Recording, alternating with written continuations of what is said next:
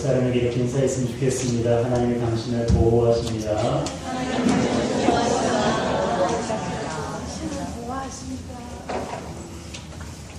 복받은 자를 저주하지 말라는 말씀의 제목으로 함께 말씀을 나누겠습니다. 이스라엘 백성들은 하나님이 보호하는 백성이었습니다. 430년간의 애국에서 종살이를 한 그들을 하나님의 놀라운 방법으로 이끌어내셨고, 그리고 40년간의 광야 생활을 하나님께서 인도해 주셨습니다. 애굽에서 나온 이스라엘 백성들이 기나게 있는 광야 생활을 마치고 드디어 요단 건너편에 위치한 요단 모압 평지에 진을 쳤습니다. 이제 거의 다 온 거예요. 이곳은 이스라엘이 요단강을 건너 약속의 땅 가나안 땅에 들어가기 전에 머문 최종 지역입니다. 이스라엘은 이곳에 수개월 동안 머무르면서 제2차 인구조사를 실시했고 군대를 재검열을 했어요. 여호수아를 차기 지도자로 임명한 장소도 바로 이 모압 평지입니다. 그리고 이곳에서 모세의 마지막 설교인 신명기 전체가 선포되기도 했습니다. 그런데 안타깝게도 백성들은 이곳에 머무는 동안 모압 여인들과의 음행을 저지르면서 그 신들에게 절을 하는 악행을 저질렀어요. 그로 인해서 이스라엘 백성들 24,000명이 하나님이 보내신 전염병에 의해서 죽임을 당하게 되었습니다. 그러나 하나님은 백성들의 그렇게 악행에도 불구하고 그들을 그냥 두지 않으시고 그들을 보호하셨습니다. 그분의 백성들이었거든요. 그분의 자녀들이었기 때문입니다. 이처럼 모압 평지는 이스라엘 백성들이 하나님의 자리와 책망을 동시에 받았던 장소였습니다. 그리고 이곳 모압 평지에 머무를 때 이러한 이스라엘 백성들을 두려워하던 왕이 있었는데요. 바로 모압 왕 발락이었습니다. 이 발락이 이스라엘을 두려워한 이유가 있습니다. 그것은요, 이스라엘 백성들이 많은 그런 민족들에게 아모리인들에게 행한 그런 일들을 들었기 때문이고요. 또 하나는 그들의 수가 굉장히 많았기 때문입니다. 발락은 마치 소가 밭에 풀을 뜯어먹는 것처럼 이스라엘 백성들이 모압을 초토화시킬 거라는 생각에 사로잡혔어요. 그래서 발락은 이 신하들에게 발람을 내려와서 이스라엘을 저주할 것을 명령했는데요. 당시 고대인들은 점술가나 마법사들이 초자연적인 세계와 연결되어서 능력을 발휘한다고 믿었습니다. 특히 모압 발락이 발람을 부른 이유는요, 이 발람이라는 사람이 당시에 잘 알려진 점술가 중에 한 사람이었기 때문입니다. 얼마나 유명한 사람이었던지 무려 640km나 떨어져 있었던 그 발람을 데려온 것입니다. 그는 발람이 복을 빌면 복을 받고 저주를 내리면 저주를 받는다고 맹신하고 있었어요. 6절입니다. 함께 읽겠습니다. 우리보다 강한 이인 청컨대 와서 나를 위하여 이 백성을 저주하라. 내가 혹 쳐서 이겨 이 땅에서 몰아내리라. 그대가 복을 믿는 자는 복을 받고 저주하는 자는 저주를 받을 줄을 내가 알미니라. 아멘. 발람에 대한 발락의 믿음이 굉장히 대단합니다. 발람이 복과 저주를 내리는 사람으로 발락은 알고 있었어요. 하반절에 보면 발락이 이렇게 말하잖아요. 내가 알다, 내가 알미니라 라고 말했습니다. 여기에서 안다라는 것은요, 히브리어로 야다라고 말합니다. 이것은 지식적인 알미 아니라 경험적으로 아는 것을 말해요. 따라서 발락은 단순히 발람에 대한 소문을 듣고 발람을 노는 것이 아니라 발람이 한 일을 직접 그가 눈으로 보아하고 경험했기 때문에 그를 맹신했던 것입니다. 아쉬운 게 있어요. 이 말이 발람에 대한 고백이 아니라 하나님에 대한 고백이었다면 정말 훌륭한 믿음이었을 거예요. 이와 비슷한 말이지만 전혀 다른 말이 창세기 12장 3절에 기록되어 있는데요. 함께 읽겠습니다. 시작. 너를 축복하는 자에게 내가 복을 내리고 너를 저주하는 자에게는 내가 저주하리니 땅의 모든 족속이 너를 인하여 복을 얻을 것이니라 하신지라. 아멘. 여러분, 이 말씀은요, 하나님께서 아브라함에게 하신 말씀이에요. 하나님은 누구든지 아브라함을 축복하는 자는 복을 내리고 아브라함을 저주하는 자는 저주를 내리실 거라고 말씀하셨어요. 분위기가 사뭇 비슷해 보이지 않습니까? 하지만 완전히 다른 말이에요. 발락은 발람이 복과 저주를 내린다고 믿었지만 하나님은 복과 저주는 사람이 아니라 누가 내리시는 거라고요? 하나님이 내리시는 거라고 말씀하고 있거든요. 내가 너를 축복하는 자에게 내가 복을 내리고 너를 저주하는 자를 내가 저주하겠다. 복과 저주는 사람이 아닌 하나님께 있는 것입니다. 성도 여러분, 여러분은 어떻습니까? 복과 저주는 하나님께서 내리시는 거라는 확신이 있으십니까? 아멘 좀 적습니다. 아멘. 그렇습니다. 복과 저주는요, 하나님이 내리시는 거예요. 아멘. 우리는 절대로 이 사실을 잊어서는 안 됩니다. 이 사실을 잊어버리면 발락과 같이 사람이 복과 저주를 내린다고 생각하고 사람을 의지하고 그 사람에게 얽매이게 돼요. 사람을 의지하고 사람에게 얽매이면 우리의 삶이 어떻게 될까요? 여러분, 하나님께 붙잡힌 바 되면 수십만 인생을 살게 되지만 사람에게 붙잡히고 사람에게 얽매이게 되면요, 그 인생은 한없이 초라하고 불쌍해질 수밖에 없습니다. 사람에게 쩔쩔매는 인생은요, 절대로 자유하지 못해요. 사람에게 매인 인생은 결국엔 절망의 길을 걸을 수밖에 없습니다. 모든 사람이 똑같이 죄인이고 불완전한데 그런 존재를 의지하고 그런 존재를 믿는다는 것은요, 정말로 어리석은 일이 아닐 수 없습니다. 여러분, 완전하시고 영원하신 하나님 한 분만 의지하시기를 주님의 이름으로 부탁드립니다. 그분 안에서만 살아가시기를 바랍니다. 오직 하나님만이 우리에게 복을 내리고 저주를 내리시는 분이십니다. 하나님만이 신이시고 하나님만이 우리의 영원한 아버지심을 믿으시죠? 우리의 구원자, 영원한 친구 오직 하나님 한 분밖에 없습니다. 이 믿음을 잘 지키는 저와 여러분 되시길 주님의 이름으로 축복합니다. 하지만 모압은 발락은요, 이 사실을 알지 못했어요. 때문에 모압 장로들과 미디안 장로들에게 복채를 들고 가서 발람을 당장 데려오라고 그렇게 명령했습니다. 발람을 찾아간 신하들은 이스라엘을 저주하라는 발락의 말을 그대로 전했습니다. 그러자 발람이 어떤 반응을 보여요? 그들에게 오늘 밤 자기 집에 머물라고 말합니다. 머무는 동안 여호와께서 어떻게 말씀하시는지를 자기가 듣고 말해주겠다는 거예요. 8절입니다. 함께 읽겠습니다. 발람이 그들에게 이르되 이 밤에 여기서 유숙하라. 여호와께서 내게 이르시는 대로 너희에게 대답하리라. 모압 귀족들이 발람에게서 유하니라. 아멘. 여러분, 이것만 보면요, 발람이 마치 여호와의 선지자인 것처럼 보입니다. 하나님의 음성을 들으려고 하니까요. 하지만 그는요, 가짜예요. 그는 가짜입니다. 여호와의 선지자가 아니에요. 그것을 금방 알 수가 있는데요. 발락의 신하들이 발람에게 어떤 말을 했습니까? 나를 위하여 이 백성을 저주하라고 말했어요. 이 말을 발람에게 그대로 전하라고 명령했습니다. 그런데요, 만약에 발람이 여호와의 선지자였다면 하나님이 택하신 백성을 저주하라는 말을 들었을 때 그가 어떤 반응을 보였을까요? 누군가가 여러분에게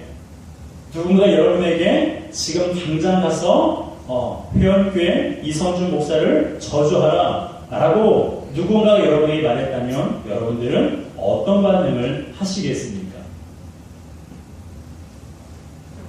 여러분, 발람이요, 여호와의 선지자였다면 발락이 이런 말을 전했을 때에 그가 일초의 고민도 하지 않았어야 했습니다.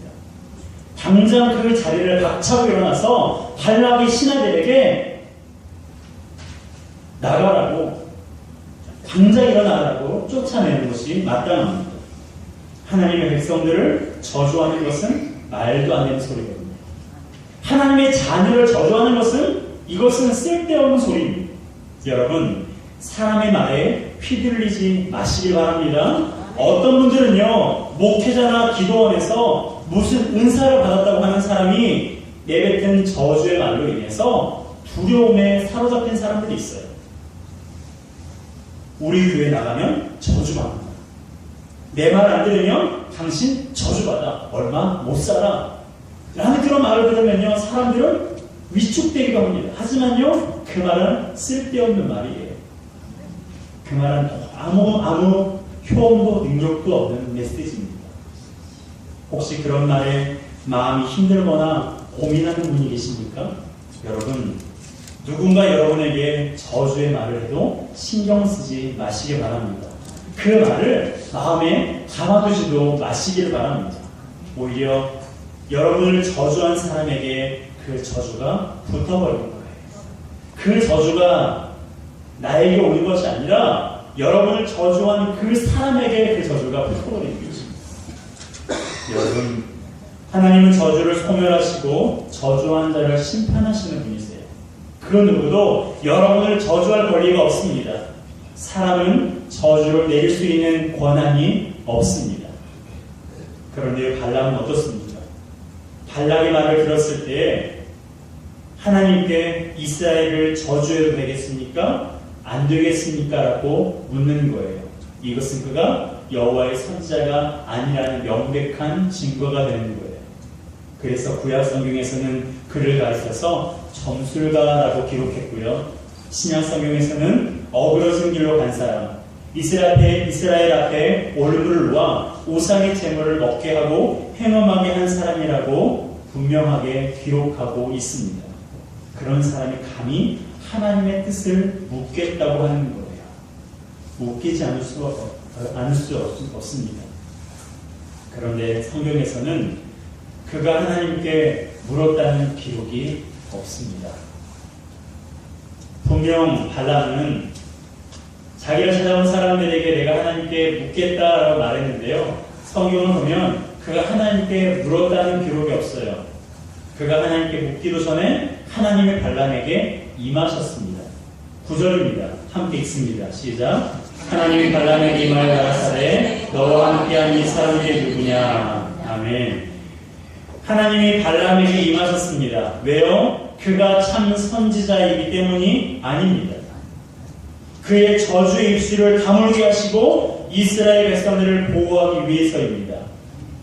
저주라는 그 말조차 하나님께서 듣고 싶지 않으셨기 때문에 자기 백성들을 저주한다는 그 말을조차도 하나님은 듣기를 싫어하셨기 때문에 발람에게 임하셔서 그에게 말씀하시는 것입니다. 왜요? 하나님은 그분의 백성을 보호하시는 분이시기 때문입니다. 또한 하나님은 이 사람들이 누구냐라고 발람에게 물으셨습니다. 왜요? 물질의 마음을 빼앗긴 발람을 하나님께서 질책하시기 위해서입니다. 하나님이 그 사람들이 어디서 왔는지, 어떤 목적으로 왔는지, 누구인지를 잘 아시는 분이잖아요.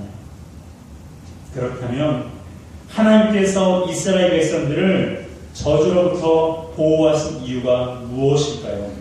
그것은 그들이 하나님께 복을 받은 자들이기 때문입니다. 12절입니다. 함께 읽습니다. 하나님의 발람에게 이르시되 너는 그들과 함께 가지도 말고 그 백성을 저주하지도 말라. 그들은 복을 받은 자니라. 아멘. 한번 따라합시다. 그들은 복을 받은 자니라. 여러분, 하나님께서 이스라엘 백성들을 향해서 분명하게 말씀하십니다. 그들은 복을 받은 자니라. 그들은 복을 받은 자니라. 이것은요, 저와 여러분들을 향해서도 말씀하시는 거예요. 나는 복을 받은 자다. 여러분은 하나님께 복을 받은 자들입니다. 그렇습니다. 이스라엘 백성들은요, 이미 복을 받은 자들입니다. 왜 그들이 복을 받은 자라고 생각하세요? 홍해 기적을 보았기 때문에 40년 동안 만나와 메추라기를 먹었기 때문입니까? 아니면 마침내 가나안 땅 앞에까지 도달했기 때문입니까? 물론 이것 또한 그들이 복을 받은 자라는 증거가 될 수 있어요. 하지만 그들이 정말로 복을 받은 자라는 명백한 증거는 하나님께서 그들과 함께 하셨기 때문입니다. 하나님께서 그들과 함께 하시기 때문에 그들은 복을 받은 자라고 하나님께서 말씀하시는 거예요. 그래서 하나님께서 발람에게 그들과 함께 가지도 말고 그 백성을 저주하지도 말라고 말씀하셨어요. 물론 성경을 보게 되면 발람이 그 현장에 갔어요. 모압 표지까지 갔습니다. 그런데 하나님께서 그 입을 잠그셨어요. 그리고 저주가 아닌 축복의 말만 하게 하셨습니다. 여러분, 이스라엘을 보호하신 하나님은 지금도 저와 여러분들을 보호하고 계십니다. 우리도 복을 받은 자입니다. 아멘. 따라합시다. 나는 복을 받은 자입니다. 옆 사람에게도 축복해 주세요. 당신은 복을 받은 자입니다. 웃으면서 해주세요. 당신은 복을 받은 자입니다. 여러분, 우리는 복을 받은 자예요. 이스라엘 백성들만 복을 받은 자가 아니라 바로 저와 여러분들 모두가 복을 받은 자임을 믿으시기 바랍니다. 우리가 왜 복을 받은 자라고 생각하세요? 여러분들이 왜 복을 받은 자라고 생각하세요? 하나님이 나와 함께 하시기 때문입니다. 그렇습니다. 우리는 하나님께 복을 달라고 요청하지만 우리는 이미 복을 받은 사람임을 기억하시기를 바랍니다. 그렇다면 하나님이 나와 함께 하신다는 것을 우리가 어떻게 알 수 있습니까? 여러분들 어떻게 아세요? 하나님이 여러분과 함께하고 계신다는 것을 어떻게 알고 계십니까? 그것은요, 우리가 예수 그리스도를 믿기 때문이에요. 마태복음 1장 23절입니다. 함께 읽습니다. 보라, 천이가 잉태하여 아들을 낳을 것이요 그 이름은 임마누엘이라 하리라 하셨으니 이를 번역한즉 하나님이 우리와 함께 계시다 합니다. 아멘. 여러분, 예수님의 이름이 뭐라고요? 임마누엘입니다. 임마누엘. 이것은요, 하나님이 우리와 함께 계시다라는 뜻입니다. 그렇습니다.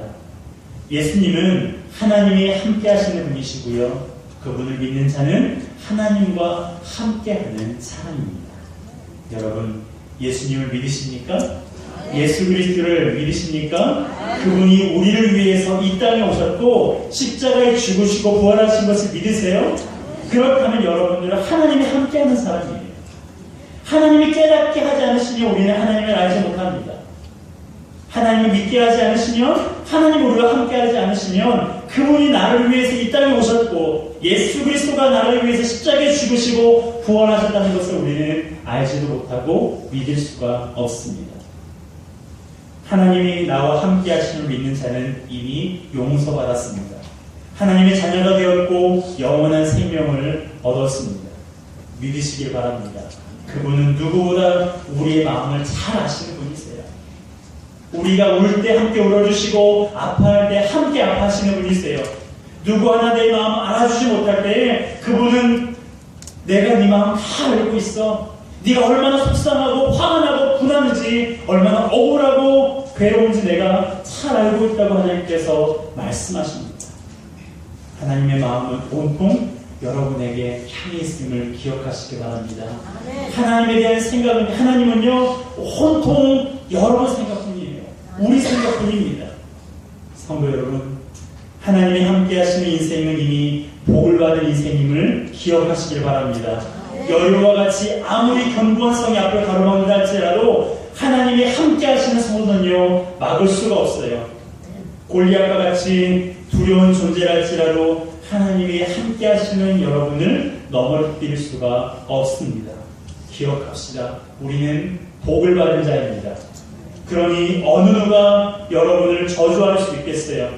하나님이 우리를 저주하지 않는 이상 그 누구도 우리를 저주할 수 없습니다. 그러면 하나님이 우리를 저주하시면 어떻게 하냐고요? 여러분, 하나님은요 우리를 저주하지 않으세요. 여러분 부모님이 여러분을 저주하셨습니까? 육신의 부모는 그럴 수 있어요. 하지만 하나님은 우리를 저주할 수 없습니다. 저주하지 않으십니다. 그분은 우리를 생명보다 더 사랑하시는 분이기 때문입니다. 그러므로 우리를 저주할 수 있는 사람은 없습니다. 마귀도 우리를 저주하지 못해요. 하나님께서 우리를 붙드시고 계시기 때문에 마귀는 우리를 저주하지 못합니다. 얼마나 감사합니까? 그러니 하나님이 사람이 무슨 말을 하든 그 말에 얽매이지도 말고 신경 쓰지도 말고 마음에 담아두지도 마시기 바랍니다.